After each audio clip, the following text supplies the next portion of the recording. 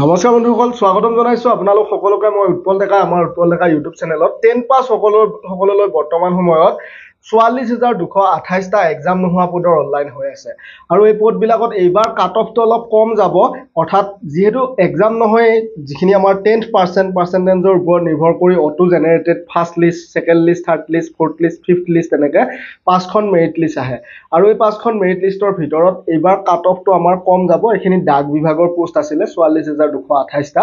মই আগতেও কৈছো যে 5 আগষ্টৰ ভিতৰত আপোনালোকে আবেদন কৰিব লাগিব আৰু 15 আগষ্টৰ পিছতে প্ৰথমখন মেৰিট লিষ্ট আহিব। এইবাৰ কাট অফ কিয় কম যাব? যিহেতু আপোনালোক সকলোৱে গম পায়, কৰোনাৰ বাবে অসমত এক্সাম নোহোৱাকৈ বহুতো কেণ্ডিডেটে মেট্ৰিক পাছ কৰিছিলে আৰু এই যোৱা দুবছৰত এই কৰোনাৰ বাবে মেট্ৰিক পাছ কৰা ল'ৰা ছোৱালীবিলাকে কাট অফটো এই ডাক বিভাগৰ বহুত বঢ়াই দিছিলে, 93, 94 এনেকুৱা কাট অফ কৰি দিছিলে। যিহেতু কৰোনাৰ সময়ত এক্সাম নোহোৱাকৈ মেট্ৰিক পাছ কৰা ল'ৰা ছোৱালীবিলাকে কাট অফ এক্সামত যিটো পাৰ্চেণ্টেজ হয় সেইটো বহুত পাইছিলে, 100 আউট অফ 100% পোৱাও ল'ৰা ছোৱালী ওলাইছিলে এক্সাম নোহোৱাকৈ।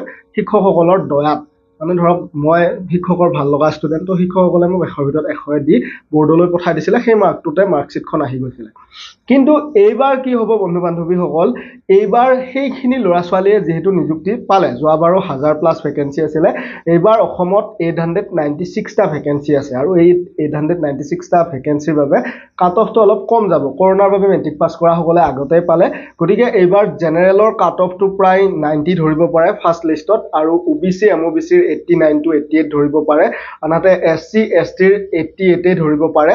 আৰু কি কয় এইটো, যিখিনি আমাৰ ST আছে, ST সকলৰ 87, 86 এনেকুৱা ধৰিব পাৰে।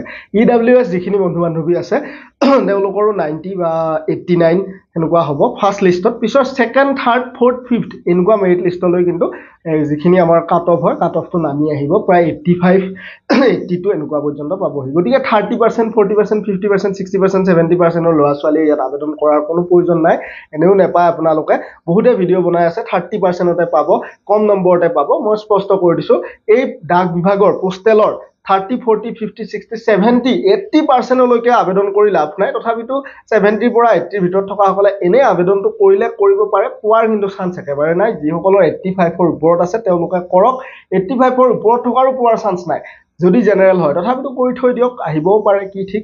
ইমানে আছিলে ভিডিঅ'টি, শ্বেয়াৰ কৰি দিব সকলোলৈকে, যাতে অবাবত টাইম ৱেষ্ট নকৰে কোনোৱে। তাৰ বাবে গুৰুত্বপূৰ্ণ হয় এই ভিডিঅ'টি। ধন্যবাদ। জয় অসম, জয় হিন্দ।